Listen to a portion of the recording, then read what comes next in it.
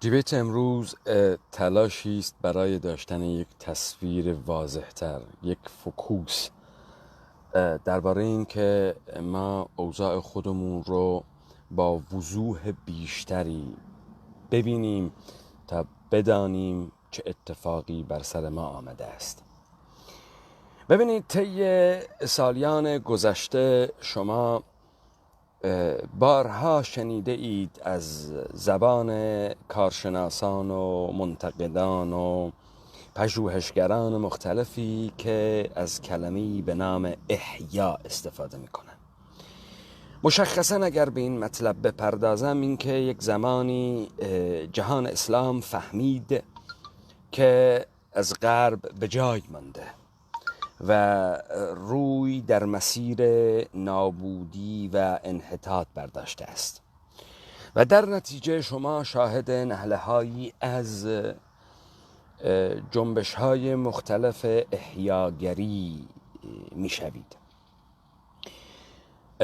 ما این رو بارهای بار از زبان خیلی ها شنیدیم که گویا این تلاشی است در راستای حی شدن، دوباره زنده شدن یک گذشته طلایی، یک دوران طلایی، یک گلدن ایج به نام دوران طلایی اسلام، دوران طلایی امت اسلامی و به تبع آن تلاش‌های مختلفی که مشخصاً اشاره می شود به یک سری از کسانی که یا جریاناتی که این تلاش رو سعی میکنن انجام بدن در قیاس با جهان غرب، در قیاس با دنیای مسیحیت، در قیاس با اروپا. مشخصاً سرسلسله این داستان میتواند از شخصی که ما بعداً او را میشناسیم، از طریق اروپایی ها ما موفق به شناختن این فرد میشویم که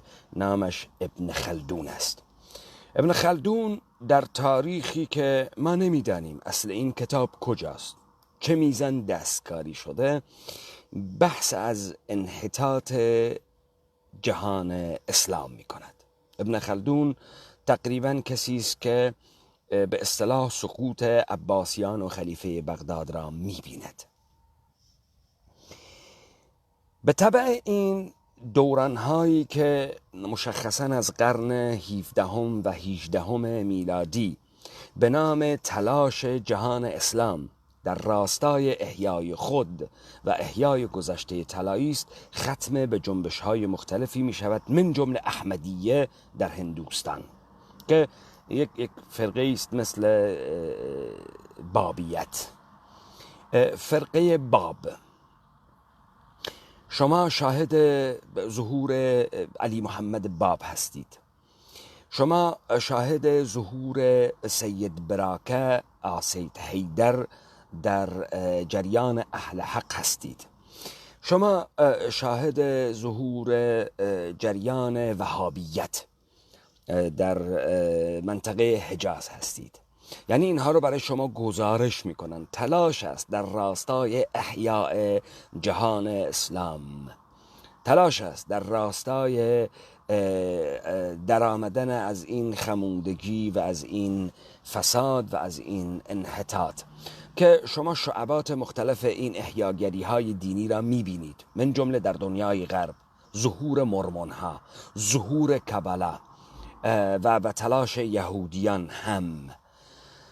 ببینید اینها رو تحت نام تلاش برای احیا، یا اونجایی که مسلمان ها پی میبرند که وارد دوران انحطاط شدند و دارند این سراشیبی رو به سرعت رو به حضیض به پیش میبرند و میخوان جلوش رو بگیرن.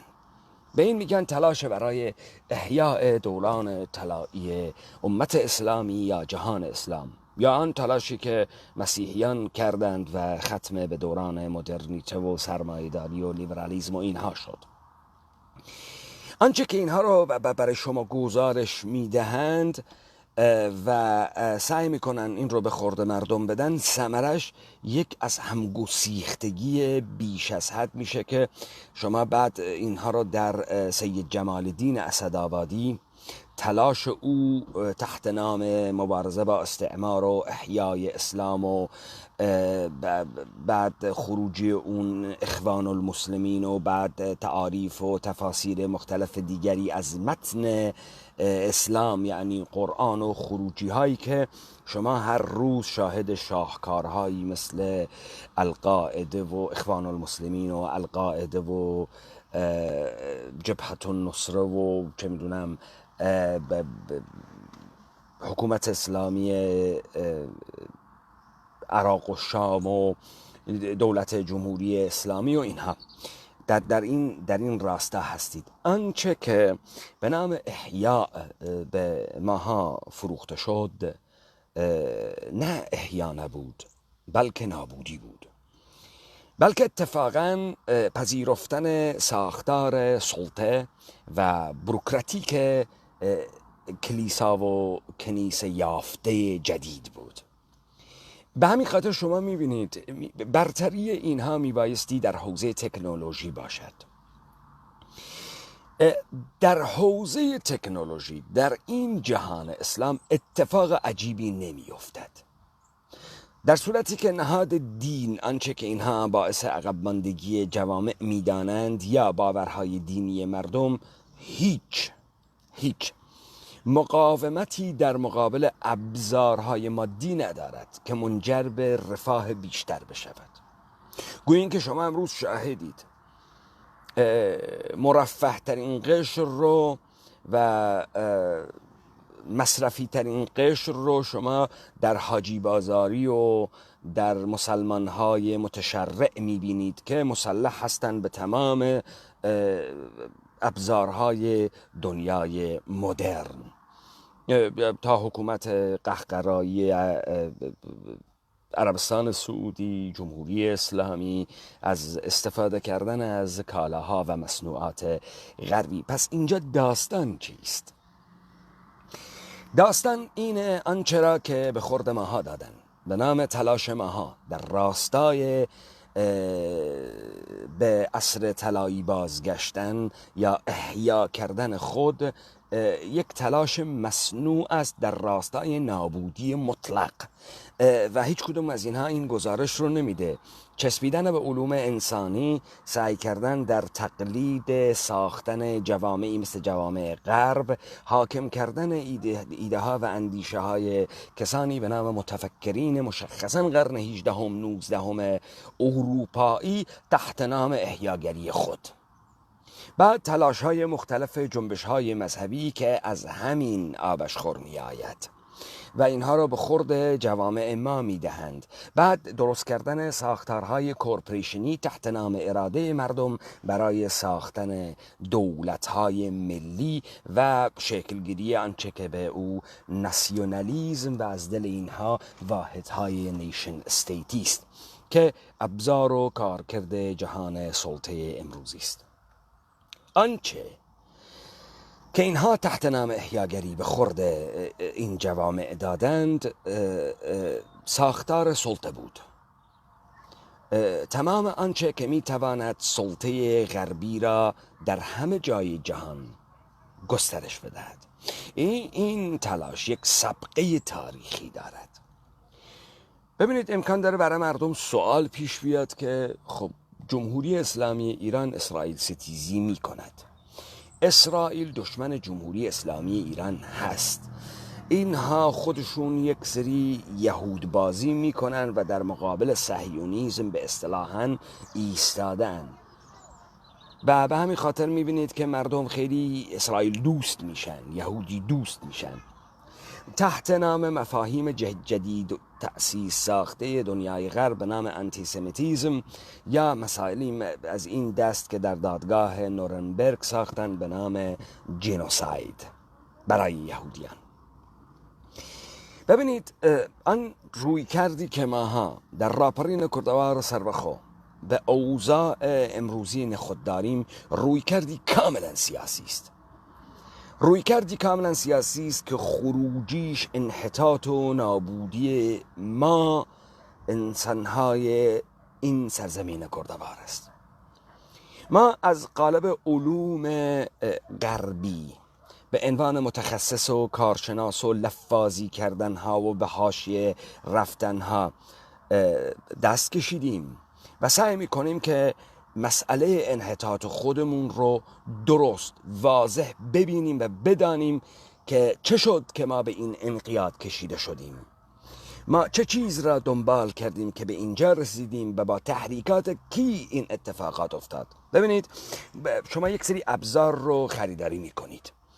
این ابزار با خودشون یک دفترچه راهنما دارن. شما اگر یک دفترچه راهنما برای استفاده از این موبایل نداشته باشید، این موبایلی که در دست شماست عملا یک چیز اضافی است و اون نیات خود رو دنبال نمیکنه. ببینید، ماها بایستی بدانیم تمام این چیزهایی که تحت نام تاریخ دارند به خورد ما میدن، تحت نام علوم انسانی، فلسفه، اندیشه بشری، تئوریزه کردن مفاهیم و آنچه که به ما میدهند، خروجی این کار کرده اینها چیه؟ چه چیزی از این نصیب ماها خواهد شد؟ تبلور اینها در زندگی مادی چه شکلی خواهد بود؟ به همین خاطر این اون نگاهی است که راپرین کردوار سربخو به نام دیتکتیوی تاریخی از مسائل آنچه که منجر به انحطاط ما شده است در بر گرفته و نامیده است. ما تمام این چیزهایی رو که امروز اینها در سطح دانشگاه هاشون تدریس میکنن و به نام کارشناسان و اکادمیسین ها و پژوهشگران و اساتید مختلف به خورد مردم میدهند رو جعلیات میدانیم، اما میدانیم این جعلیات یک سری خروجی داشته است که به صورت امور مادی در آمده است، به صورت دولت ها در آمده است، مؤسسات در آمده است، یک سیستم در آمده است. پس پذیرفتن جعلی بودن یا جعلی نبودن اینها اون واقعیتی رو که ما امروز داریم مشاهده می کنیم رو از بین نخواهد برد، اما یک کمک عظیم به ما خواهد کرد در راستای سازماندهی کردن خود برای تشکیل مقاومت و اقدام در راستای رهایی. این اون مسئله است که ما بایستی مورد بررسی قرار بدیم. ببینید، من در پیج فیسبوک خودم برای واضح‌تر شدن بنیان‌های این دیبیت ها از عکس‌های استفاده کردم که عکسی است از آقای کاووس سید امامی، همون کسی که استاد دانشگاه امام صادق سپاه پاسداران بود. تحت نام فعال محیط زیست اینها رو گرفتن و گفتن اینها جواسیس اسرائیل هستند و این آقا در زندان ظاهرا خودکشی کرد. در کنار این من عکس پدر بزرگ این آقا رو هم گذاشتم که امام جمعه تبریز بوده. همزمان که امام جمعه تبریز است، داماد مظفرالدین شاه قاجار هم هست. و من سعی دارم یاران کردوار رو متوجه این موضوع بکنم، آنچه که برای اونها قابل حل نیست و این تصویر برشون واضح نمیشه که چه اتفاقی افتاده است. چرا جمهوری اسلامی یکی رو میگیره میگه جاسوس اسرائیل، میکشه و ما معتقدیم دولت ایرانی دولت یهود است. پس این تناقض رو چه کار میکنیم؟ خب ما سعی میکنیم این رو توضیح بدیم. قبل ترش من بخوام وارد این موضوع بشم، سعی میکنم که یک زبان محاوره‌ای به نام خرزوخی که یک یهودی اصفهانی باش صحبت میکنه رو برای شما پخش کنم. گوشایی از این محاوره رو بشنوید، من با این کار دارم. ببینید، این یک یهودی است و تصویرشون نشون میدم.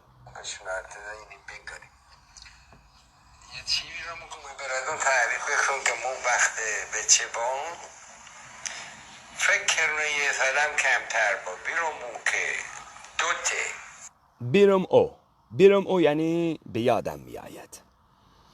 بیر یعنی فکر، یاد.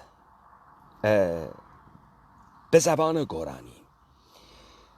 ببینید ما گفتیم که مردمان سرزمین ما هر کدام که به زبان مادری خود صحبت میکردن زبان تشبیهی تصویری بود.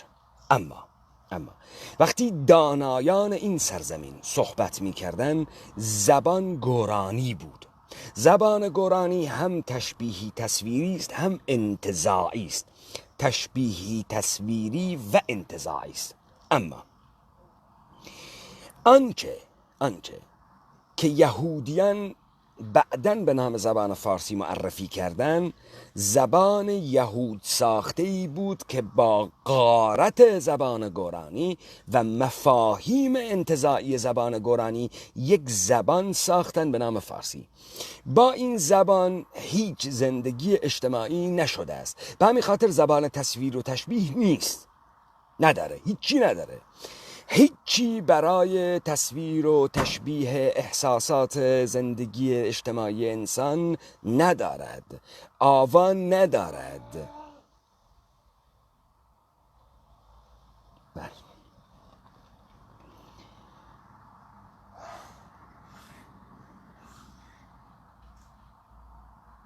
من خیلی عذر میخوام. من در یه پارکینگی پارک کردم و برادران وایت انگلیسی دارن فرهنگ زیبای غنی انگلوساکسونی رو به رخ میکشن. اگر بک‌گراند صدایی بود من عذر میخوام. حالا ببینید این آمین. مون تقریبا تو انداق در بام زیر درخت تقریبا تو آمین یعنی من آمین. ببینید ما گفتیم زبان محاوره‌ای مردم سرزمین ما شکل هم بود. زبان تصویری تشبیهی طوایف و ایلات مختلف شکل هم دیگه بود، تا اینکه این زبان رو با کشتن زبان گورانی به نام فارسی درست کردن که بگویند قوم فارسی موجوده. این فرد یک یهودی اصفهانی است. این رو شما برای هر کسی که به زبان فارسی صحبت میکنه پلی کنید، نمیفهمه. تماما نمیفهمه. چون این زبان فارسی اون کلماتی رو که مردم به صورت مشترک هم داشتن در زندگی اجتماعیشون نداره.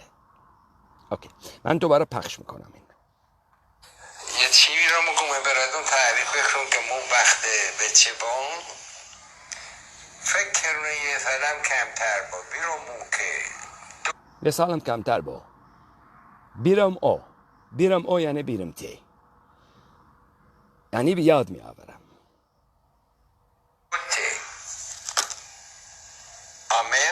آمین یعنی من. آمین تقریبا تو انداق در بام زیر درخت اوناش بالاگار خوش چیره یعنی زیره. چیره درخت می درخت انگور. توجه میکنید؟ خب چیر درخت می درخت انگور. اینا بیرم او که بیرمون یه وقت من در حدود یه سال و نیمم با یه سال و نیم وقت مثلا که سرمابه یه پتشون ندیم ما و وقت سنگای گندمون دا بغل کلک سنگای گنده مونده بغل کلک. خب شما بپرسید، هیچ کسی نمیدونه کلک یعنی چی. از یه تهرانی بپرسید، اینی که امروز خودش رو فارس میدونه. کلک هنوز در زبان محاوره‌ای مردمان مختلف استفاده میشه. کلک دیوار دستچین سنگیه. کلک دارم قشنگ میگه، سنگای بزرگ کلک. ببینید این به شما داره یک چیز رو میگه. این سرزمین کردواره، زبان بومی تمامی مردمان این سرزمین هر کدام با زبان مادری خود که صحبت میکنن زبان تصویری تشبیهیه، تقریبا کلمات شبیه هم دیگره. اما زبان دانایان که گورانی باشه زبان انتزاعیه. بیدار، فردا، تمام اینها مردمان ما، اونهایی که دانا بودند برای سیر و سلوک های فکری خودشون به کار می بردن. زبان فارسی هیچ قدرت زندگی اجتماعی ندارد. یک اتفاق افتاده: زندگی در حوزه دنیای مدرن که شما شهر میسازی، اردوگاه سازی میکنی، مفاهیم مدرن میطلبه، مفاهیم اداری، مفاهیم بروکراتیک، کلمات کالایی و مفاهیم انتزاعی علوم غربی. ببینید شما همین زبان فارسی رو فقط 5000 تا لغت فرانسوی ازش میتونید استخراج بکنید. مشخصا چیزی به اسم پوره سیب زمینی که یک غذاست فرانسه است، مش پوتیتو انگلیسی. خب بعد شما این رو وارد مسائل بروکراتیک بکنید. نوع نوشتار نامه ها، نوشتار کاملا کپی برداری از غربه. اینا اصولا ساختار نوشتاری اداری ندارن، نداشتن. این ادعایی که اینها میکنن این دیوان سالاری بوده است و فلان بوده است و بهمان بوده است ندارن.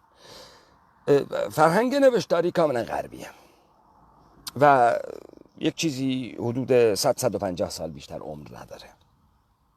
شما این مفاهیم مدرن رو خارج بکن، مثل تمام امکاناتی که این دنیای مدرن میده، این زبان الکنه، کلن انکر، در حوزه زندگی اجتماعی الکنه، هیچی برای گفتن نداره. ببینید ما حاجه داریم، اینا میگن صدای آب. ما چرپه داریم، اینا میگن صدای پا. توجه میفرمایید؟ با این زبان زندگی نشده است. خب پس اینجا من این تیکه رو دوباره تکرار میکنم. یک یهودی با لهجه خرزوخی، زبان خرزوخی، یک کلیمی اصفهانی خاطری از دوران کودکیش را تعریف میکند. گویش خرزوقی با گویش کلیمیان اصفهان در یک رده زبانی میباشد. اینه.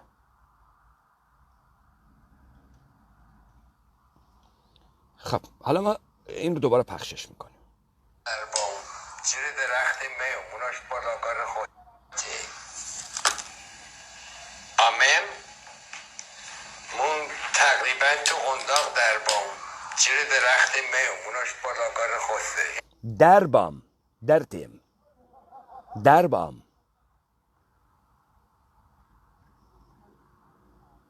بیرامون یه چی میدم که بیرامون.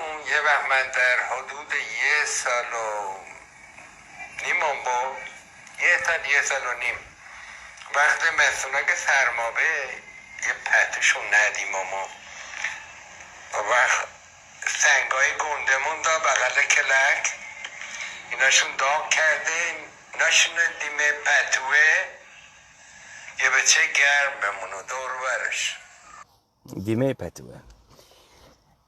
خب اینجا ثابت میشه که اون مراکز مرکزی که اینا ادعا میکنن فارسند و قوم فارسی هم درش نیست، مردمان بومی که یهودیان هم زبان ها از بومی ها گرفتن به زبان مادری صحبت میکنن که در قالب امت کردی قرار میگیره. پس ما زبانی به نام کردی نداریم. زبان کردی رو میسازن که زبان فارسی موجودیت پیدا بکنه. توجه میکنید؟ زبان ترکی رو میسازن که زبان کردی رو میسازن که فارسی موجودیت پیدا بکنه و ترکی موجودیت پیدا بکنه. هر دو زبان یهود ساختن و با استفاده کردن از مفاهیم انتزاعی گورانی ساخته شدن، هر دو زبان.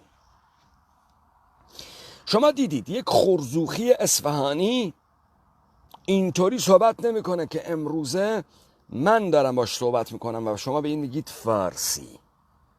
اتفاقی هم که افتاده، ما یک زندگی مدرن در یک مدرنیزاسیون قرار گرفتیم که ابزارهای دنیای مدرن رو استفاده میکنیم و به همین خاطر یک سری کلمات جدید اروپایی هم ریخته و این زبان رو هی ورزش دادن با فرهنگستان زبان و با ترجمه های مختلفی که از داستان های مختلف کردن. این نکته اول بود. اما بازگردیم به این که یهودیان چه کرده اند. ببینید، اونی که برای مردم واضح نیست و اتفاق نیفتاده و نمیفهمن اینه، این متون تاریخ نوشته رو برای چی نوشتن؟ اینا چرا میان به ما میگن جنبش بابیه، جنبش احمدیه، جنبش علاویه، جنبش های مختلف وهابیت و اخوان المسلمین و اینها برای احیای اسلام بوده که چه بشه؟ کدام دوران طلایی را مشخصا بیارن، چه چیز را درست بکنند؟ اصولا شکست کجا اتفاق افتاده است؟ اینجا دوباره جنگ صلیبیون بود. کدام شکست بود؟ جنگ جهانی اول بود. امپراتوریت عثمانی که نمایندگی جهان اسلام رو میکرد شکست خورد. این امپراتوریت عثمانی را کی ساخته؟ چطوری ساختن؟ چطوری این امپراتوریت عثمانی وقتی تلاش میکند از انحطاط خارج بشود، یک سری کارها رو تحت نام تنظیمات به فرماندهی و کمک اروپایی ها در حیطه خودش از 1840 تا 1890 انجام میده. خب، نحوه بررسی ما خروجی این چیزهایی است که اینها تحت نام مسائل مطلق تاریخی و علوم پوزیتیویستی به خورد مردم میدن که گویا ما عقب ماندیم. حالا بایستی ما این سرعت و آهنگ را بگیریم و تلاش میکنیم که برسیم. به کی برسیم؟ به اروپایی ها. چطوری برسیم؟ در حوزه تکنولوژی، در حوزه سلطه. اصولا ما در حوزه سلطه به اروپایی ها باختیم، تسلیم شدگان مطلقیم و سعی میکنیم اونها رو کپی بکنیم. بیشترین خون و تلاشی که ما سعی میکنیم بدیم اینه که ما کپی بکنیم ساختارهای اینها رو تا به چه برسیم؟ تا زیر دست اینها خوب کار کنیم. پس آنچه که بر سر ما سوار شده است امروز نظام سلطه غرب است و آنچه که ما تحت نام روشنفکری و تلاش مردمان برای سعادت و برای زندگی بهتر و اینها می کنیم، تلاشی است که اینها تحت نام تلاش ما برای یک زندگی طلایی و خوشبخت با قیاس غرب صورت می گیره. خب، حالا بازگردیم به آنچه که اینها تاریخ می نامند. ببینید، یک اتفاق خیلی بزرگ در این تاریخ یهود نوشته افتاده است. این منیفست دولت سازی است، این منیفست سلطه است. این تاریخ، من این تاریخ رو گذره برای شما بحث میکنم. یک اتفاق بزرگ در بین یک قوم در این دنیا میفته. قومی که پیغمبر ساز است، قومی که منتخب خداوند است، قومی که خداوند یک عده رو میفرسته برای هدایت این مردم تحت نام قوانین. از نوح و ابراهیم و یعقوب گرفته تا ختم به یک پیغمبر مشخص میشه که این پیغمبر این قوم رو در جایگاه واقعی خود قرار میده. اون پیغمبر کیه؟ موسی است. موسی کیه؟ موسی عامل چسب پیوند قوم بنی اسرائیل با خدای او یهوه است. یهوه خدای انحصاری قوم بنی اسرائیل است. این کار رو موسی انجام میده. موسی با گرفتن 10 فرمان از خدا و وادار کردن این خدا به سخن گفتن و کلامش را بر سنگ حک کردن، برای بار اول این خدای منحصر را در اختیار این قوم منحصر قرار میدهد. حالا بعد از این چه اتفاقی میفته؟ این قوم با داشتن این خدایی که داره سرویس به این قوم میده صاحب دولت میشه. دولت درست میکنه. دولتی درست میکنه در منطقه فلسطین شمالی امروز. بعد مدعی میشن که یک قومی به نام آشور آمد و این دولت رو نابود کرد. این دولت استقلالش رو از دست داد و آشور اینها رو منتقل کرد به جنوب این سرزمین و اونجا یک سری سران دست نشانده برای اینها گذاشت. دولت دوم اینها درست شد. به دولت دوم گفتن یهودا یا یهودیه. باز اینا به عنوان یک قوم یک دولت دارن در زیر خراجگذاری آشوریان. به نام چه؟ به نام یهودیه. بعد ادعا میکنن در قرن ششم قبل از میلاد بابل می آید و اینها را به طور مطلق از حکومت ساقط میکنه، کوچشان میده به بابل. اینا کوچ میکنن به بابل تا اینکه یک اتفاق میفته. این اتفاق اینه: یک قوم کافر به نام قوم پرژن با فرماندهی یک منجی به نام کوروش اینها رو از این انقیاد نجات میده. نه عذر میخوام، باید یک جایی رو پیدا کنم که سایه باشه وگرنه آفتاب اذیت میکنه متاسفانه. حالا این کوروش اینها رو بهشون آزادی دینی میده و اینها میتونن مناسک خودشون رو اجرا بکنن. ببینید اینا هیچ جایی نمیگن که آشوریان یا بابلیان چگونه جلو اینها رو برای اجرای ادیان خود میگرفتن. اصولا اتفاقی که افتاده بود اینها یک قوم پیغمبر سازن در ما بین مردمان کافر دنیا. خدا فقط با اینا حرف میزنه، با اینا ارتباط داره، اینا از جنس قوم خدان. حالا همین خدا وعده هاش رو داره محقق میکنه برای این مردمی که خودشون فساد کردن باعث شدن که از بین برن. حالا خدا از دیگران برای نجات اینها منجی میفرستد، مسایا میفرستد و کوروش یکیشونه.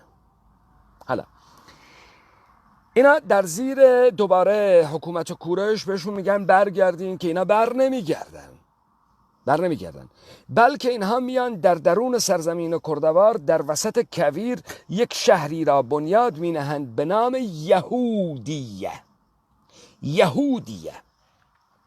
برای اولین بار در تاریخ نام قوم بنی اسرائیل به یهود تغییر پیدا میکنه. چه اتفاقی میفته؟ اینا این کار رو برای چی میکنن؟ برای چی این تاریخ رو میسازن؟ این تاریخ منفست چیه؟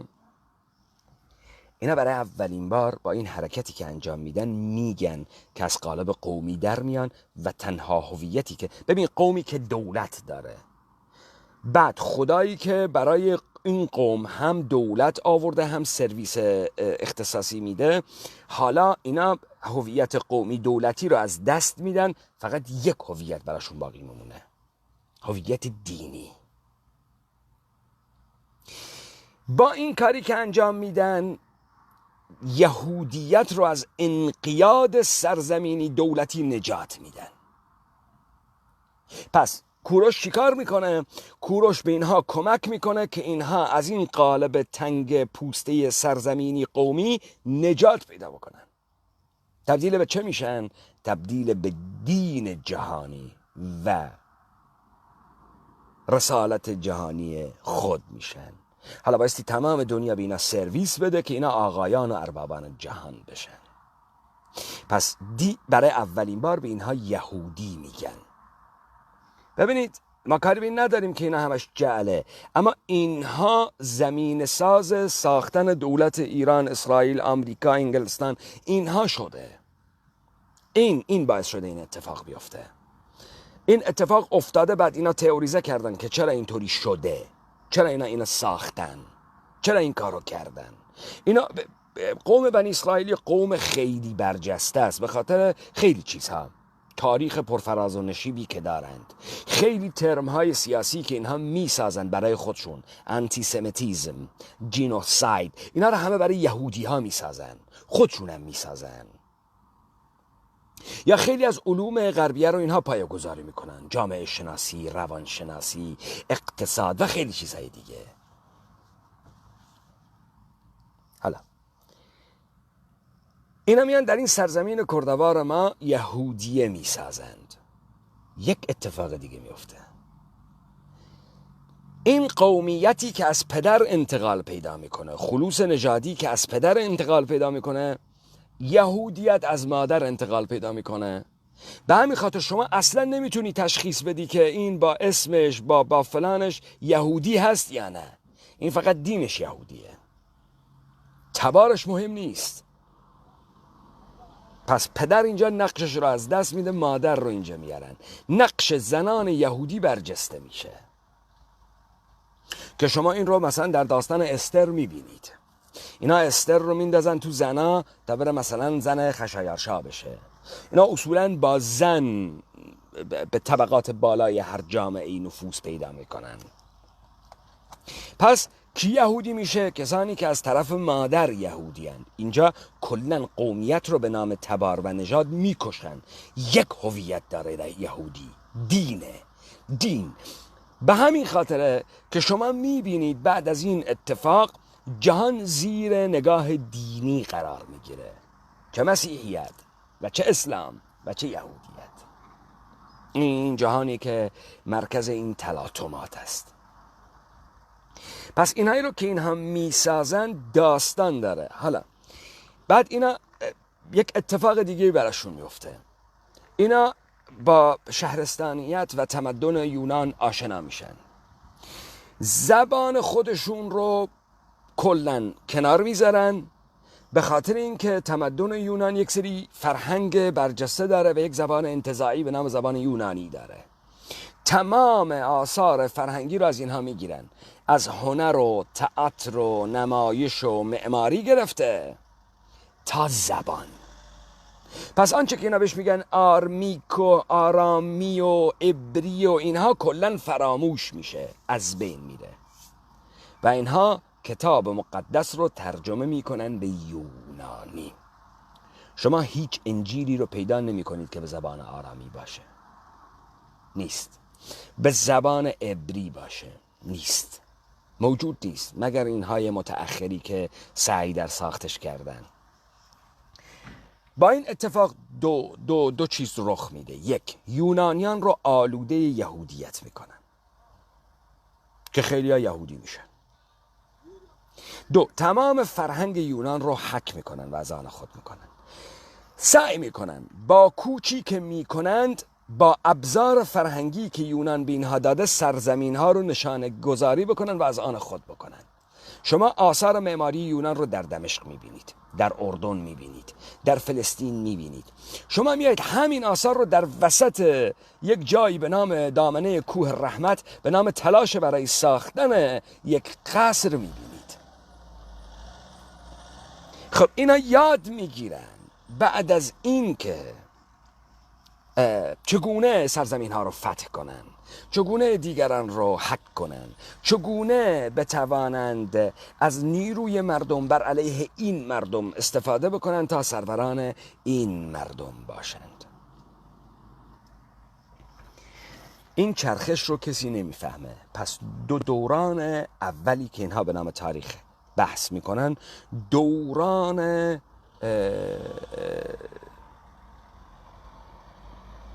بنیان برانداز این هست. دوران سوم که حکومت هخامنشیان است، دوران بنیانساز این هست. ببینید شما از خودتون سوال کنید، با همین تاریخی که اینا درست کردن، داریوش اون کاری رو نمیکنه که کوروش میکنه. داریوش تمام اینا رو سرکوب میکنه و از اینها ساتراپ میسازه. پس استقلال رو از اینها میگیره، هیچ چی دیگه تو دست اینا نمیمونه و اینها خراجگزار حکومت مرکزی و حکومت مرکزی منصوبات خودش رو اونجا میذاره. سوال اینه چرا یهودی از ایرانی ها بدشون نمیاد؟ چرا یهودی از هخامنشی ها بدشون نمیاد؟ این کاری که اینا کردن که خیلی بدتر از بابلیان بود، که برای همیشه آنچه که اینها بهش گفتن آرزوی ازلی یهود برای احیاء دولت یهود توسط هخامنشیان از بین رفت. سوال: پس چرا اینها اینقدر هخامنشی بازن؟ چرا اینقدر کوروش بازن؟ چرا اینقدر دوست دارن این ایرانی رو که ساختن؟ چون تمام اینها رو خودشون ساختن، چون اینها تمام داستان نظام سلطه شونه، چون اینها تمام منیفست سلطه‌گریشونه، چون با این داستان اینها تبدیل به دین جهانی میشن، رسالت جهانی دارن، جهان در خدمت این هست. به همین خاطر اینها از قالب قومی در میان دیگه و تبدیل میشن که به یک نیروی جهانی و پراکنده میشن در سراسر دنیا. در سراسر دنیا پراکنده میشن و همه رو میخوان یهودی بکنند. به همین خاطر خیلی از یونانی ها یهودی میشن، خیلی از این خزری ها رو یهودی میکنند، یهودی میشن، بازوان نظامی یهود میشن.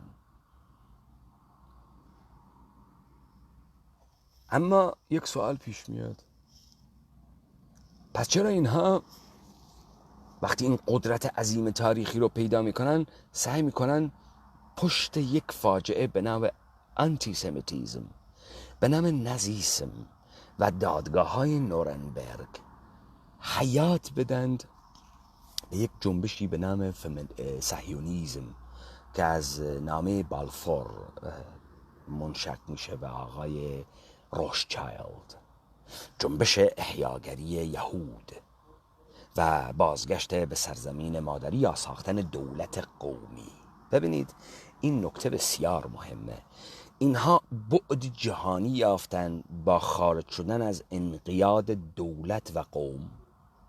دولت و قوم بزرگ شدن، قدرتمند شدن، به همه جای دنیا رفتن، سلطه کردن. حالا چرا میخوان دوباره خودشون رو منعقد بکنن؟ چرا میخوان قالب خودشون رو کوچیک بکنن؟ چرا این کار رو میخوان بکنند؟ چرا میخوان دولت اسرائیل رو بسازند؟ چرا میخوان خودشون رو قومی دینی بکنند دوباره، دینی که در خدمت یک قومه؟ این سواله.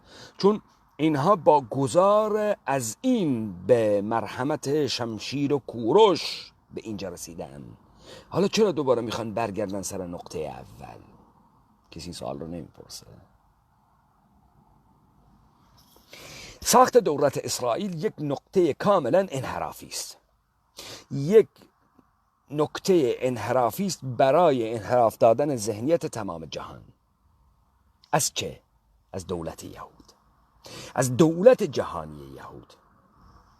تمام مقاومت خاورمیانه و مقاومت مردمان خاورمیانه در مقابل قوم یهود اون وقت قرار میگیره، قوم اسرائیل قرار میگیره که صورت متبلورش در دولت غاصبگر اسرائیله. همه از دولت یهود جهانی غافل میشن، همه از اون قدرت اصلی یهودیان غافل میشن. حالا همه میخوان با این بجنگن، همه این دشمنشونه، اون اصلیه رو فراموش میکنن. حالا دولت یهود کدامه؟ دولت یهود اصلی دولت ایرانه. دولت ایرانه. دولت اسرائیل از دولت ایران میترسه، واقعا میترسه، چون این دولت قومیه، این دولت دینیه. لذا یهود جهانی دولت دینی را دولت بزرگتر و ارجحتر از دولت قومی میداند. اصولا دولت قومی را ساخته است که پوشش دولت جهانی یهود باشد.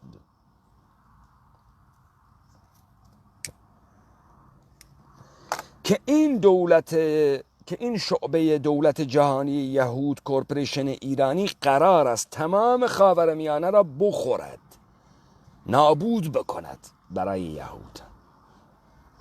اینجاست که شما تضاد اسرائیل جمهوری اسلامی رو نمیتونی تشخیص بدی. اسرائیل از یک حدی نمیتونه پاشو خارج کنه، اصلا یهود جانبش اجازه نمیده. ببینید مثلا اسرائیل نمیتونه در عراق هیچ عملیات نظامی بر علیه نیروهای سپاه پاسداران انجام بده، اما بهش اجازه دادن تو اسرائیل به خاطر تو سوریه به خاطر احساس امنیت خودش هر جایی رو که فکر میکنه جراحی بایستی بکنه جراحی بکنه. اما یک پهپاد بر فراز آسمان عراق بفرسته، آمریکا پهپاد رو ساقط میکنه. اسرائیل این کارو نمیتونه بکنه. اسرائیل به شدت میداند که با کی طرفه.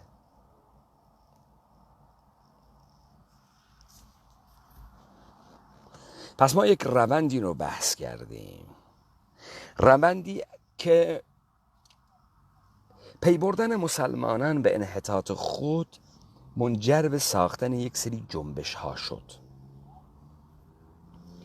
مثل احمدیه، مثل بابیه، مثل بهاییت، مثل ازلیه، مثل سید براکه، سید حیدر، مثل علاویه و امثال بسیار از مرمون ها، کابلاها و آنچه که اینجا فراموش میشه اینه: سرزمین ما را حک کردن از داخل. ما از لحاظ سیاسی مغلوب شدیم، با نظام سلطه ساختار بوروکراتیک مغلوب شدیم. اینه که ما نمیتونیم تشخیص بدیم این تلاش هایی که تحت نام احیاگری شده است در راستای نابودی و تسلیم پذیری مطلق بوده، نه احیاگری. اینهایی که تحت نام احیاگران اسلامی آمده اند مأموران یهود جهانی بودند. ببینید، یهود روم و اروپا رو با مسیحیت حک میکنه، میگیره.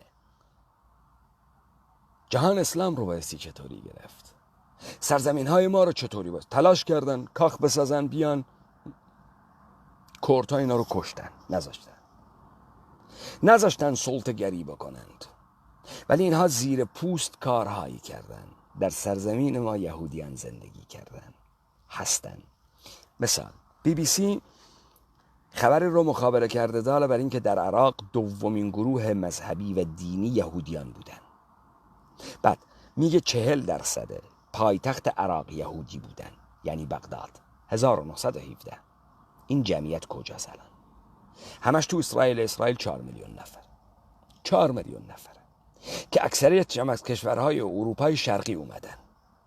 یهودی های اشکنازی، خزلی ها.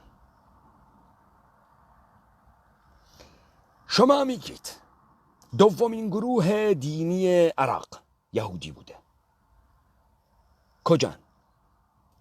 ارمنی ها، آشوری ها کجان اینها؟ همه تو اسرائیل هن. در جهان پراکنده شدن.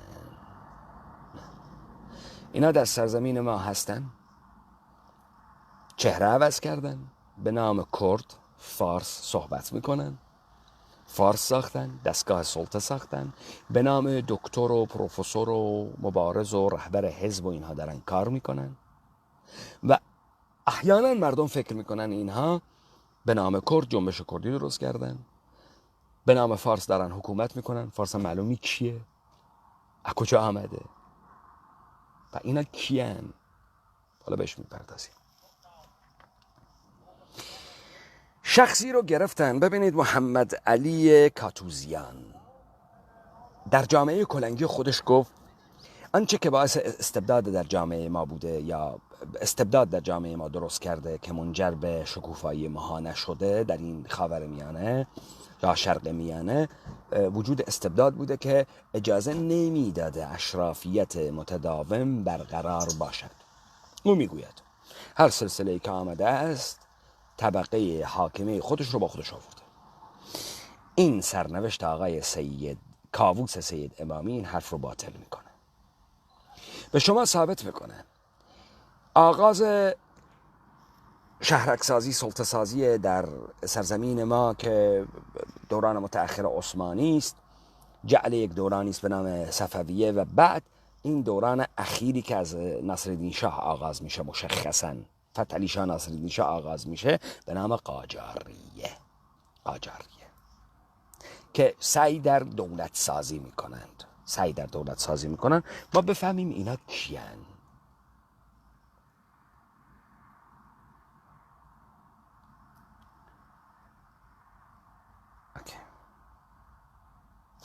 من اکثر رو در پیج خودم گذاشتم، شما ببینید این آقای جامعه شناس، این آقای خیلی سوسول ملوس، اسمش کاووس سید امامیه که خودکشی کرد.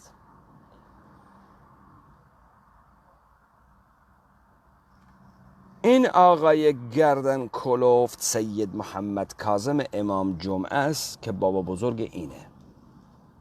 من عذر میخوام، اینی که من اکسر گذاشتم جد این آقاست، جد این پروفسور آمریکا تحصیل کرده. حالا این کیه؟ مشرق نیوز، سایت مشرق یه گزارش از این داده، ما اینو میخونیم. کاووس سید امامی در روزهای اخیر شاهد یک موجسازی سنگین رسانه از سوی غربی ها بودیم. کاووس سید امامی، فردی که تحت پوشش جامعه شناس و فعال محیط زیست به جاسوسی برای سرویس های بیگانه مشغول بود و حساس ترین اطلاعات راهبردی کشور را به دشمنان این مرز و بوم انتقال میداد. خب حالا ببینیم آقا کیه؟ این آقا کیه؟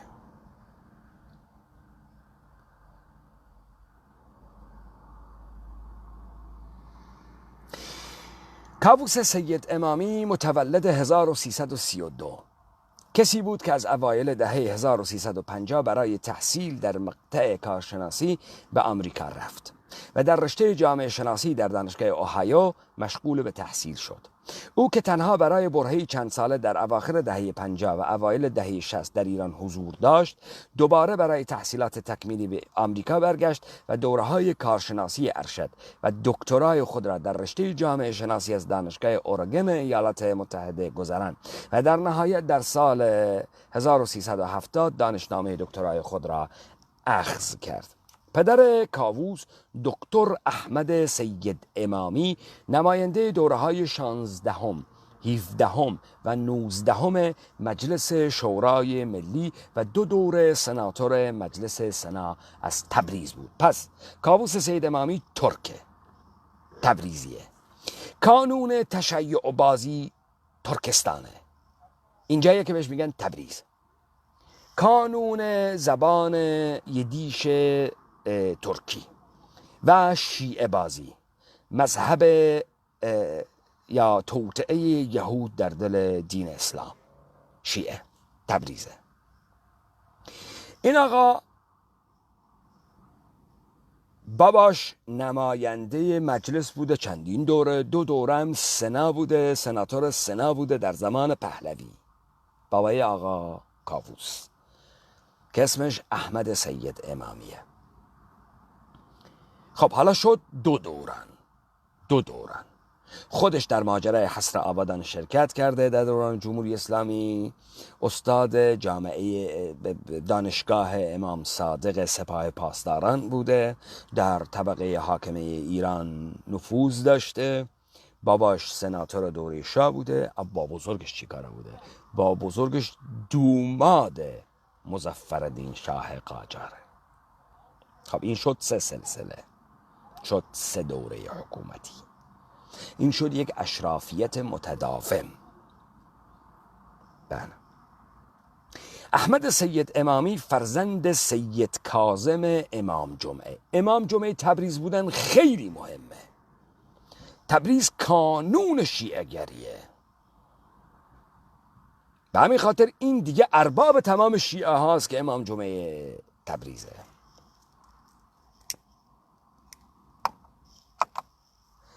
متولد 1280 در تبریز بود. احمد تحصیلات عالی خود را در رشته پزشکی در فرانسه به اتمام رسانید و وارد دانشگاه تهران شد و مقام استادی دانشکده پزشکی گرفت و مدتی نیز در وزارت بهداری معاونت کل آن وزارتخانه را بر عهده داشت.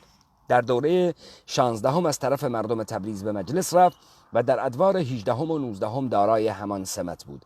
2 دوره هم از تبریز برای سناتوری انتخاب شد. وی مدتی به انتشار مجله پزشکی تندرست مبادرت کرد. در سن 68 سالگی فوت نمود. احمد در اواخر عمر به حرفه طبابت اعتنایی نداشت و غالب وقت او صرف اداره مستقلات و املاکش میشد.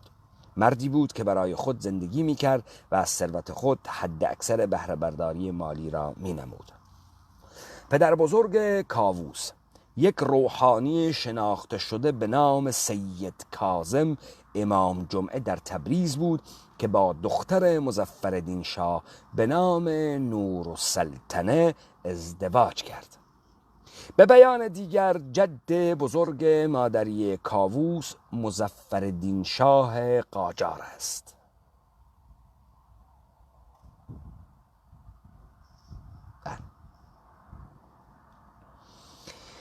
عبدالله شهبازی نویسنده و پژوهشگر تاریخ در کانال خود بخش‌های پیاده شده از فایل صوتی مصاحبه فردی به نام حامد سید امامی پسرعموی کاووس را مربوط به تاریخ 24 آذر 93 نقل کرده که کمک زیادی به شناخت عقبه خانواده کاووس سید امامی می کند.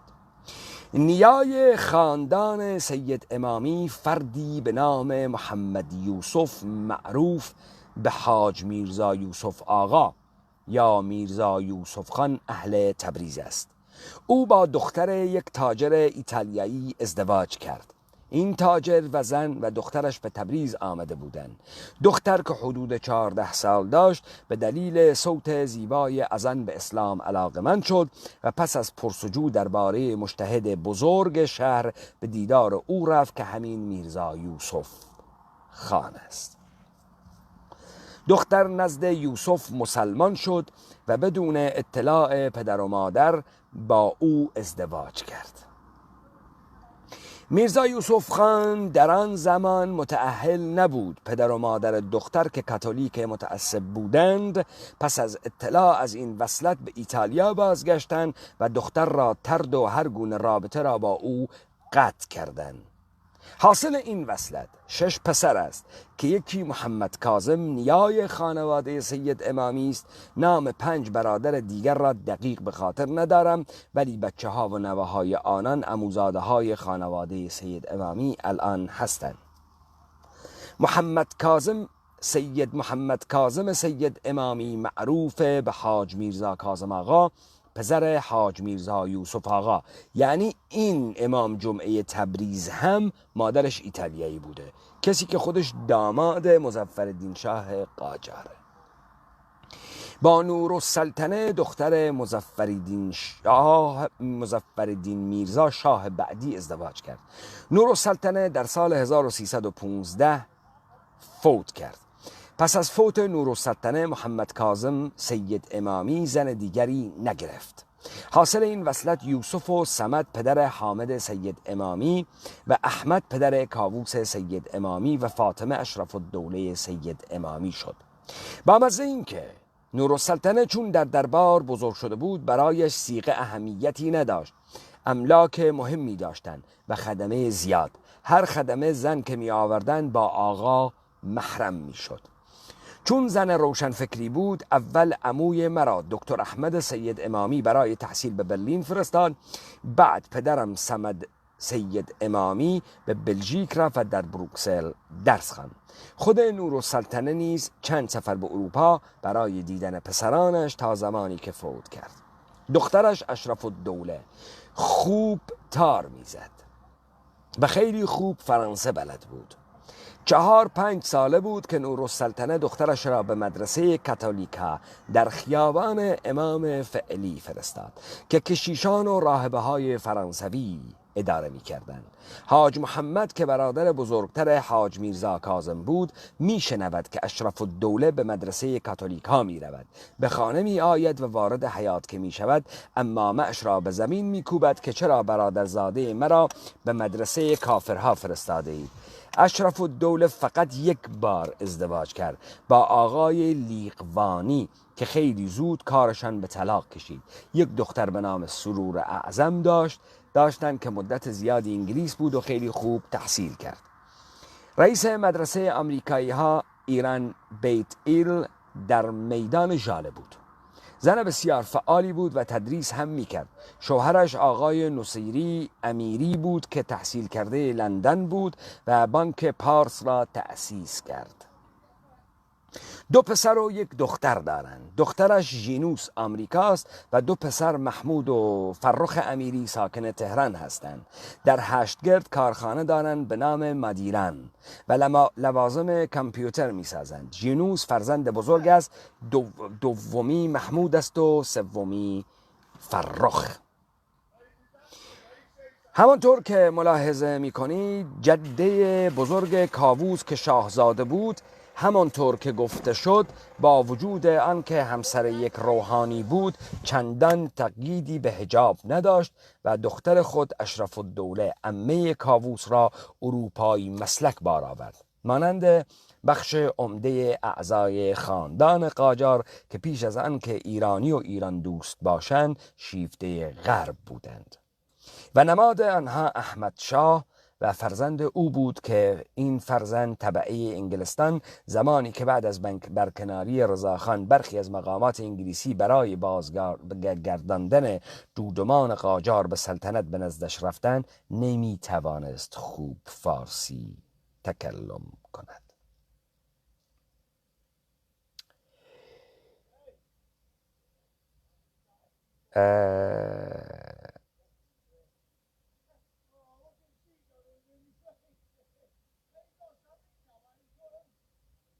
حالا اینکه ایشان در سال 59 به صورت داوطلبانه در جبهه آبادان جنگیده و جانباز شده است. حالا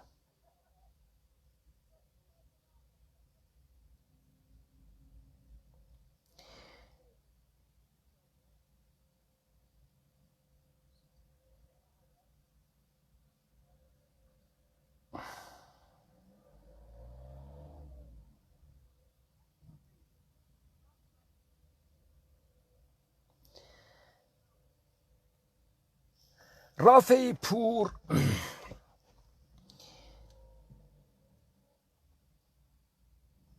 پور بعداً میگه که اینها یهودی بودن و مسلمان شدن و جالب فوراً هم سید میشن و تبدیل به مجتهد و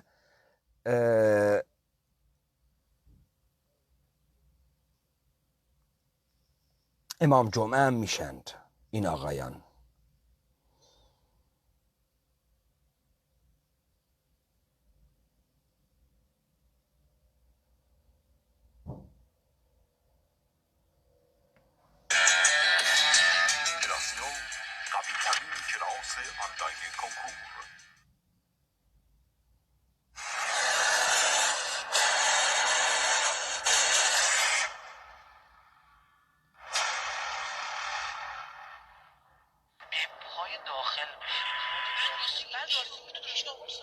یه وقت دیوار نکشن پلنگا رو ازتون جدا کنن.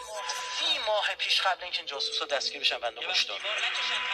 استاد ساواک موساد بود. موسادی ترین ادارات ساواک، بخش ساواک اداره 8م اداره دوم بودن. ضد جاسوسی و اطلاعات خارجیش. پرویز ثابتی بهایی رو گذاشتن مسئول اطلاعات داخلی، بعدا سفر کرد به اسرائیل. کل سیستم امنیتی ما دستش بود. خود این آقایون میگن بعد از انقلاب کمترین تغییرات در اداره 8م و اداره دوم ساواک اتفاق افتاد. میدونی یعنی چی؟ یعنی دوباره به کارگیری شدن. من دیگه نمیدونم چی باید میگفتم. تو گفتن نفوذ و نفوذ یارو آمریکایی است، اینا بلند میشه میاد میگه آره آیم جاسوس و این حرفا. نه عزیزم، نفوذ یعنی همین ریشویی که به خواب شبت هم نمیبینی.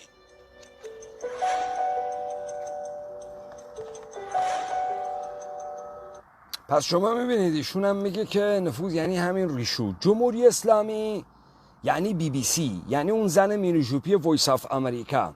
جمهوری اسلامی یعنی اون که میگه من کردم و زبان من کردی است و من مدرسه کردی میخوام. این جمهوری اسلامی. یهودی اونه. اینان توجه میفرمایید. نفوذ یعنی استاد دانشگاه امام صادق که به بهانه یوز پلنگ تو بیابونا دوربین میذاشته که چی موشکای زیرزمینی شما که برای آزمایش دارن شلیک، بالاخره به آزمایش باید بکنه ببینید کار میکنه یا نه. دهانه این شهرهای موشکی شلیک میشه، از 3 تا دوربین دود اینو میگیرن، از روی تصویر مقیاس تصویر فاصله اونو پیدا میکنه مختصاتش. ما آقا توان کار رسانه‌ای نداریم. کار رسانه‌ای خوب توی مملکت شد خواهشاً شک کنید فضا کمتر زندگی بهتر اومد تو دانشگاه. ما توان کار رسانه‌ای خوب نداریم. کار خوب شد کار ما نیست. فرزند کمتر زندگی بهتر و دادن پروتکشن در مراکز مختلف این کار یهودیا بود. رافعی پور میگه که این کار اینها بود. گفتن یوزپلنگ ایرانی داره از بین میره، اینو تیشرت تیم ملی کردن، بیلبورد کردن، تو تلویزیون بردن. این کار ما نیست، ما نمیتونیم کار خوبی بکنیم. پس این پروژه هایی که شما تحت نام دولت دارید کار کیه؟ رافعی پور، شما کار رسانه‌ای خوب نمیتونی بکنی. شما میدونی اینا کار یهودی هست. یهودی ها کیان؟ اینن که تو دولتن، تو فکر میکنی نفوذه و نمیدانی یا نمیخوای بگی یا به مردم نمیگی که آنچه که تو به نام دولت ایرانی اینجا گفتی یک کورپوریشن یهود ساخته، مسیحی ساخته است که قرار است سرزمین کردوار را نابود بکند، انسان کردی را نابود بکنه، مراحل مختلف رو داره طی میکنه. تاریخ برات ساخت، تاریخ جعلی برات ساخت، ناسیونالیسم جعلی ساخت، ملت جعلی ساخت، قوم فارس جعلی ساخت، زبان فارسی جعلی ساخت، تاریخ جعلی ساخت، حالا دین جعلی ساخت، به خاطر اینکه کل ماهیت این سرزمین رو عوض کنه و به کمک این دولت یهود تمام خاورمیانه رو نابود بکنه و برای تحقق وعده خدای یهودی از آستین اینها تمام جهان در کف دست اینا قرار میگیره. این اون داستانه. چطور یک یهودی مسلمان میشه، تبدیل به میرزا یوسف مجتهد آخوند بزرگ تبریز میشه، زن ایتالیایی میگیره، پسری از این زن ایتالیایی میاد، او هم امام جمعه تبریز میشه داماد ناصرالدین شاه یهودی.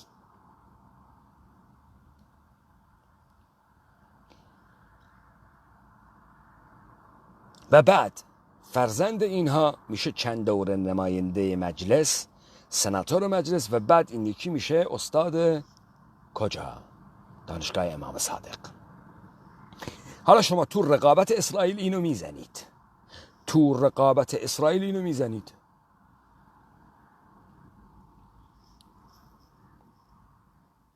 با همون دست تنظیم خانواده شد، فیلم سینماییش ساخته شد، اداره بهداشتا شروع میکردن مفتی وازکتومی میکردن و نمیدونم اینا یادتونه؟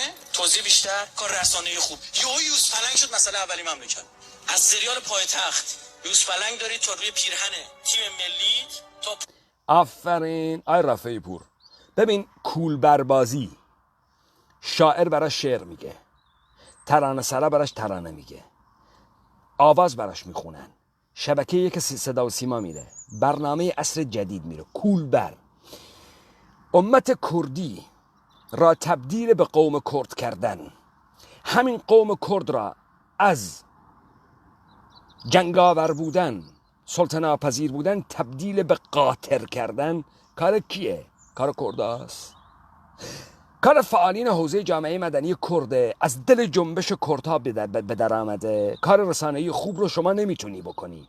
کار رسانه‌ای خوب رو در کردوار ما کی میکنه؟ سپاه پاسداران، اربابان یهودی، اینا میان برای ما پروژه کولبر میسازند. شما داری میگی کنترل جمعیت کار ما نبود، کار یهودیا بود. شما داری میگی یوزپلنگ بازی و محیط زیست بازی کار ما نبود، کار یهودیا بود. کولبر بازی کار کیه؟ زهرا بازی کار کیه؟ هشتگ اعدام نکنید کار کیه؟ اینا کار کیه؟ کار فعالان داخلیه. کیان اینا؟ این پوشش های NGO های محیط زیستی و آتش خاموش کردن و چه میدن، اینا کیان؟ اینا کار جامعه کردستانه. مردم مریوان و سقز و دیواندره و کرمانشاه و گیلان غرب، اینها همه اینقدر به این شکوفایی رسیدن که یهو این کارا رو میکنن. درخت بلوط از بین نرود، من همه وجودم درخت بلوط است. اینا کار کیه؟ به چه حالا شما میگی اینا اومدن جاسوسی موشکای ما رو بکنن، کدوم سوراخی در میاد؟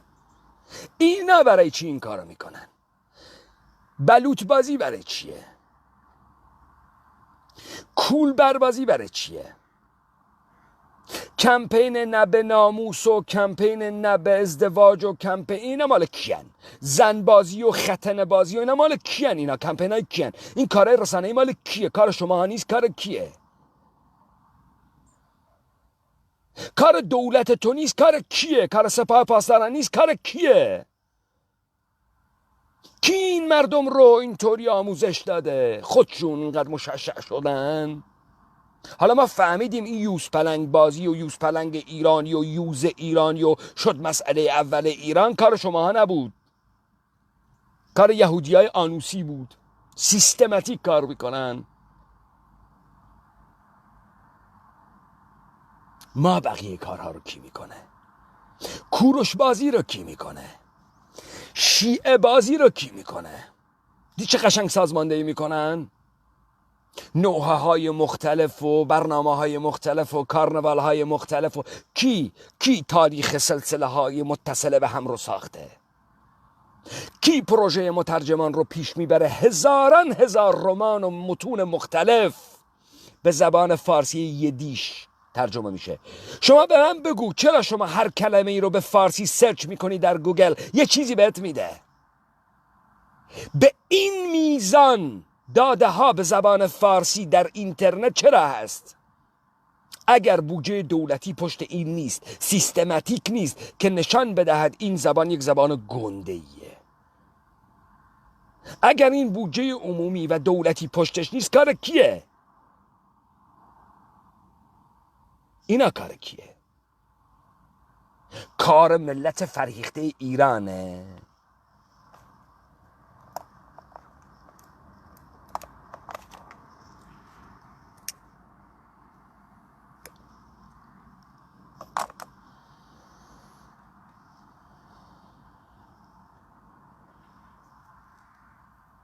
پشت خندوانه دکورش همه چی مملکت شد یوز پلنگ. بود دیدیم یوز پلنگا رو نجات بدن، رفتن یوز پلنگا رو نتونستن نجات بدن، نسل یوز پلنگا رو نتونستن تکثیر کنن، پلنگا رو تکثیر کردن. این کار رسانه‌ای همه جانبه کار ما نیست.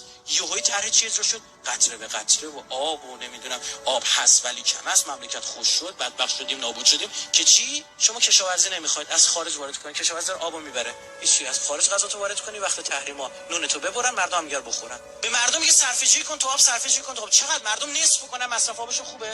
مردم اگه مصرف آبشون نصف کنن 2% در مصرف آب صرفه‌جویی میشه. میدونستی اصل هدر رفت کجاست؟ آبای پشت سده. آبا رو نگه می‌دارن پشت سد بخارشون میکنن. بعد خوشحال بودیم که چی؟ سردار سازندگی داریم داره برامون سد میسازه. فهمیدیم نصف سدمون اضافه میده. 30 ماه پیش قبل اینکه اینجا آی رفیع پورین که کردها کشور تشکیل بدن کجا بیارن بخورن و کی تو کله این مردم کرده؟ کی کرده؟ شما میگید که این داستان آب دروغه، آب پشت سدها بخار میشه. این سدسازی رو رفسنجانی کرد که آبهای ما رو نابود بکنه پشت سدها، که شما تیکه به تیکه این سرزمین رو سد زدید، دستکاری کردید طبیعت رو. اینی که کردها نمیتونن زندگی، کردها قومن، کوچیکن، شکست خوردن، اصیلن، مرد، اینا رو کی تو کله مردم کرده؟ کردها خودشون بهش رسیدن.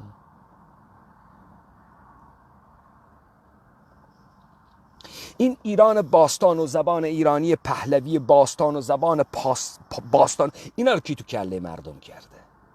کی کرده تو کله مردم؟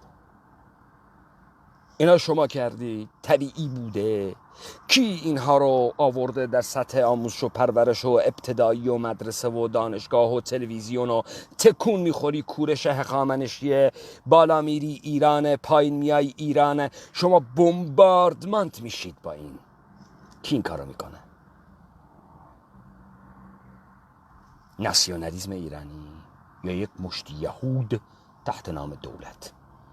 شما دیدی در همین داستان سید امامی که تو داری میگی، اینها از زمان قاجاریه در قدرت هستند، نزدیکان به قدرتند، قدرت خودش یهودیه، اینها یهودیان اما امام جمعن، اما مجتهد شیعن، در مدرسه کاتولیک ها و یهودی ها درس میخوانند، زمانهای اروپایی را مسلطند، اسمشون هم حاج میرزا یوسفه، حاج احمد میرزا کاظمه، اسمشون هم کاووس سید امامیه. دیگه اصلا شک نمی کنی این خودش خیلی بچه شیعه است. تخم و ترکه امام حسینه. جاسوسا دستگیر بشن بنده هشدار اسم فتنه آب. دوربین‌هایی برای نجات گونه‌های نادر ایران یا نمونه برداری از نادیده‌های امنیتی ایران. یک استاد دانشگاه و فعال محیط زیست برای همین موضوع در زندان خودکشی می‌کند. اما موضوع اصلی چه بوده؟ نزدیک به 1 ماه پیش در یک عملیات جامعه اطلاعاتی 8 نفر از اعضای یک شبکه نفوذ بسیار مهم که مدت‌ها تحت رصد نیروهای امنیتی قرار داشتند دستگیر می‌شوند. هدف نفوذ در مراکز نظامی علمی و اقلیمی از طریق برخی NGO هایی بود که به صورت تخصصی در حوزه‌های محیط زیستی پروژه داشتند. یک نمونه از این پروژه ها بررسی اقلیمی بحران آب در ایران بود. این تیم در مطالعات خود اعلام کرد که ایران در مرحله ورشکستگی سرزمینی قرار دارد و تنها راه کشت فراسرزمین است. یعنی به جای افزایش رونق کشاورزی در کشور و مدیریت منابع آبی، سیاست‌های اقتصادی ایران باید واردات محصولات کشاورزی به خصوص محصولات تراریخته باشد. یکی از دستگیر شدگان این شبکه این شخص بود.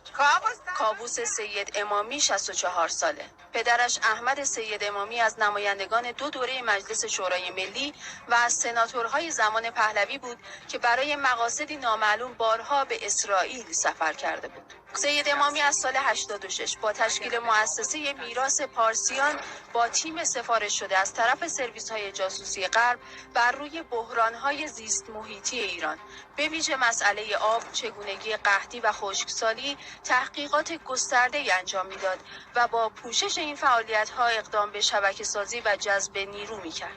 هیچ منطقه‌ای برای او و تیمش ممنوعه نبود. هر جا که مراکز نظامی و امنیتی بود، همانجا تحقیقات زیست محیطی آنها هم بود. ابتدا اطلاعات وجود این مکانها را از طریق سرویس‌های جاسوسی و ماهواره‌ای می‌گرفتند و برای رصد دقیق‌تر چتر فعالیت‌های محیط زیستی خود را نزدیک آن مکانها پهن می‌کردند. کاری که مؤسسه حیات وحش پارسیان با مجوزهای قانونی از دستگاه‌های مسئول در محیط زیست انجام می‌داد، نصب دوربین‌های منحصر به فرد و دستگاه‌های فوق پیشرفته بود. خب آنچه که حلقه مفقود این داستانه و قابل حل نیست اینه رقابت دولت قومی اسرائیل با دولت یهود جهانی ایران. این اون حلقه است که نبایستی کشف بشه.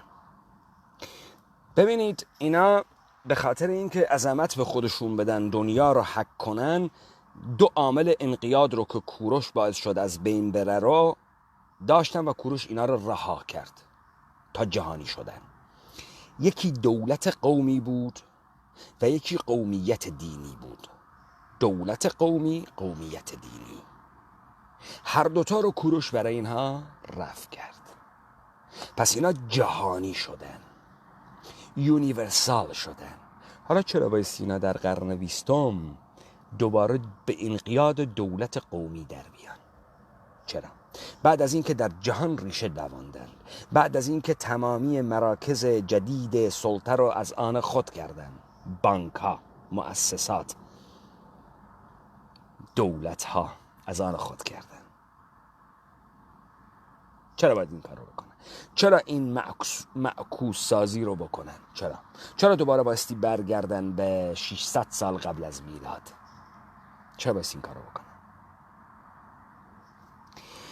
به خاطر که همون جوری که اخوان المسلمین رو تو پاچه شماها کردن به نام احیاء اسلام، احمدیه، بابیه، سید براکه تو پاچه شماها رفت به نام احیاء اسلام، شما بدانید که این مردمان وقت یک دشمن دارن، دولت قومی اسرائیل، تا دولت یهود شیعه تحت نام اسلام با قوم ساختگی فارس، با زبان ساختگی فارسی تحت نام ناسیونالیسم ایرانی ترکی، 2 دولت یهود ساخته مشخصاً بر اساس ناسیونالیسم های یهودی، 1 ایران، 2 ترکیه. تمام این خاورمیانه را از 2 عنصر پاک کند: اسلام و عروبه، کردیت و رهایی، دنیای اختیار، جهان اختیار کردی و انسان کردی را نابود بکند. اینا هرچی خیز برداشتن طی سالان گذشته نتوانستن این کار رو بکنن. درون جامعه ما آمدن، حل شدن و ما را حک کردن. امروز هر کسی که ما را قوم میداند، کردها را قوم میداند، هر کسی برای کردها تاریخ می نویسد که قوم است، هر کسی مثل شرفنامه شرفخان بدلیسی می گوید کردها شهوت پرستند، کردها عقل ندارن، کردها خط خوش ندارن، کردها فلان ندارن، این یهوده، کار یهوده. هر کسی در کردها فعال حوزه جامعه مدنیه، زنبازه، بلوطبازه، هر کسی میگه کردها شکست خوردن، کردها قوم و اتنیکن، اینجا کردستان، پرچم اسرائیل رو بلند میکنه، اینا یهودیان، ارمنیان، آسوریان، ما هم نمیدونیم کیان. مثل سید احمد، مثل این که مهدی خزعلی آورد شناسنامه بابای احمدی نژادی که انکار هولوکوست میکرد رو آورد، ثابت کرد احمدی نژاد یهودیه، آنوسیه. اسفندیار رحیم مشایی بهایی یهودی آنوسیه.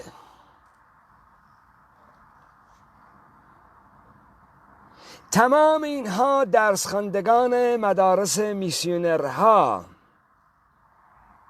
و تمام اینها درس خواندگان مدرسه الیانس یهودی و اتحاد یهودیان، کسانی که بر این کورپوریشن جدید سوار شدن به نام طبقه حاکمه، از ژنرال و نخبه و دانشگاهی و کاسب و تجار و علامه گرفته تا سیاستمدار و کارمند حکومتی برجسته، مدیران برجسته حکومتی، که سرزمین ما رو اون وقتی که میخواستن تلاش کنن تحت نام تخت جمشید سازی با اقتباس از معماری یونانی سعی در تسخیر سرزمینی بکنن، نتونستن، کردها کشتنشون، نتونستن. این کار رو بالاخره توانستن انجام بدن. حالا استفراغ‌های ذهنشون رو به نام نظام سلطه تو ذهن ما میخوان بریزن، ما خون بدیم که دموکراتیک بشیم، که ساختار انقیاد حکومتی اینا رو داشته باشیم، که در زیر نظر قوانین بین‌المللی اینها باشیم. آنچه که شما دارید انجام میدید، سپاه پاسداران دولت جمهوری اسلامی به هر جایی که وارد شد فقر، فحشا، فساد و مواد مخدر رو برد. برید بیداد میکنه در عراق، برید صیغه خانه های کربلا رو ببینید، فاحشگی در عراق بیداد میکنه. برید حوله رو، سلیمانیه رو ببینید، بیداد میکنه. اعتیاد، مواد مخدر، گیبازی، همجنسبازی، همش کار سپاه پاسداران، همش کار دولت یهودی ایرانیه. تمام اینهایی که امروز پارامتر کرد بودن رو به زبان لباس کردی دارن تقلیل میدن که کار یهودیت و هژاره. هژار مکریانی صدای خودش موجوده، میگه من سال 57 با جیب خالی، با گشنگی رفتم سوفیت، رفتم چکسلواکی، رفتم مجارستان، رفتم برلین که به مردمان اروپا بگی ما هیچ نمیخوایم، زبانمونو میخوایم. تو چه کاره هژار مکریانی؟ تو کی هستی که ویزای تمام این کشورها رو داری؟ تو چرا میگی من جیبم خالی بود؟ رفتم به کی بگی؟ به کیا بگی که کردها هیچی نمیخوان، زبون میخوان؟ تو آمدی یک عنصر به کردها دادی به نام زبان، که ربطی داره، ما زبانی به نام کردی نداشتیم. تو آمدی یهودی برساخته ای که بره این هژار مکریانی رو تحقیق کنه. این مرتی که یهودی آنوسیه، اون هیمن مکریانی یهودی آنوسیه. بعد اینا تو حلقه اسفندیار مشایی بودن در مجله ثروه. این آقای هژار مکریانی، این همه یهودی کجا رفت در این شهرهای یهود ساخته؟ کجا رفت؟ اسرائیل؟ یا این مرتیکل اسمش هیواس، اسمش آمانجه، اسمش سربسته، یا اسمش شیعه داره، سید کاظمه. بعد میاد به نام کرد و به نام ایرانی صحبت میکنه، ما کردیم و ما فرق میکنه، ما کردیم. نه، این تو یهودی هستی مرتیکه، تو یهودی هستی، تو آمدی سرزمین ما را نابود بکنی. این کلانکردوار رو از بین ببری، یک ملت جعلی به نام فارس، یک ملت جعلی به نام ترک بسازی، بعد اینجا اختلافات درست بکنی تا یهود قشنگ سوار بشود بر پیکر ما. داستان اینه. سید کاووس سید امامی یک یهودی آنوسی پدر سوخته است که داستانش رو دیدید دیگه. مادر بزرگ پدری ایتالیایی، جد مظفرالدین شاه قاجاری، همه یهودی از آب در آمده. پس اینا دولت اسرائیل قومی را ساختند به خاطر اینکه دولت جهانی رو، قوارش رو درست کنند. در این سرزمین و در شرق میانه دو عنصر رو که بایستی از بین ببرن. مایه ها و آستک ها نیستیم. ما سرخپوستان آمریکای شمالی نیستیم که از بین من ببرید. شما علم را از ما گرفتید، جهانبینی را از ما گرفتید، برعکس کردید. تمدن از ما آغاز شد. شما نمیتونید کردها رو نابود بکنید. شما نمیتوانید جهان کرد رو نابود کنید. با توطئه آمدید، گیر کردید اینجا، میخواید این مردم رو نابود بکنید، اما ما شما رو نابود میکنیم. دولت‌های کورپوریشنیتون رو نابود میکنیم. مانیفست های یهودی تصوفی مذهبی دینی شیعتون رو نابود میکنیم. مؤسساتتون رو نابود میکنیم. ناسیونالیسم جعلی مانیفست یهودیتون رو نابود میکنیم. وقت شما کلانکردوار رو میبینید. این اون داستانی که شما نمیدونید. محیط زیست بازی رو یهود برات میسازه، درسته. کرد بازی رو هم یهود برات میسازه، کولبر بازی رو هم یهود برات میسازه. کورپوریشناشون که اینجان و یهودی هایی که قسم خوردن ما مردمان کرد و سرزمین کردوار رو نابود کنن، اعراب رو نابود کنن و میکنن. با این فسادی که برای انداختن میخوان این کار رو بکنن و این بار این عنصر کردیت که دوباره اینا رو نابود میکنه و ناموفق میذاره. این اون حکایتی بود که بایستی پاسخ داده میشد. الان تصویر واضح شد، شما میفهمید با کی طرفید. ما هیچ دولتی به نام ایران نداشتیم. ما هیچ فتح سرزمینی توسط هیچ گردنکشی نشدیم. یونانی ها که کوچ کردند، یهودیان معماری از اینها آموختند، فرهنگ از اینها آموختند و سعی کردند با معماری مردم رو تسخیر کنند، با ساختن بناها. به همین خاطر وقتی دولت اسرائیل رو دوباره درست میکنن، دست از اون زبان یونانی بر میدارن، میرن این عبری از زیر خاکستر رو در میارن، میسازن یک زبان مزخرف من در آوردی به نام عبری رو که هویت قومی دولت قومی بنی اسرائیل رو درست بکنن، که دولت جهانی یهود رو مخفی کنن تا نابودی مطلق کردیت و عربیت. اون وقت پرچم مسایای مسیح رو دوباره میبینید، یهودی رو دوباره میبینید که میآید. پس مواجهه ما با نظام سلطه مواجهه سیاسی است. ما تعقیب میکنیم ثمرات کارهایی که کردن، خروجی که در جامعه ما امروز درست کردن و سرزمین ما را چکار کردن، مردمان ما را چکار کردن. این لاطائلات به نام علوم غربیه هیچی نیست جز ابزار سلطه اینها بر ماها در راستای نابودی ما. وقتتون خوش.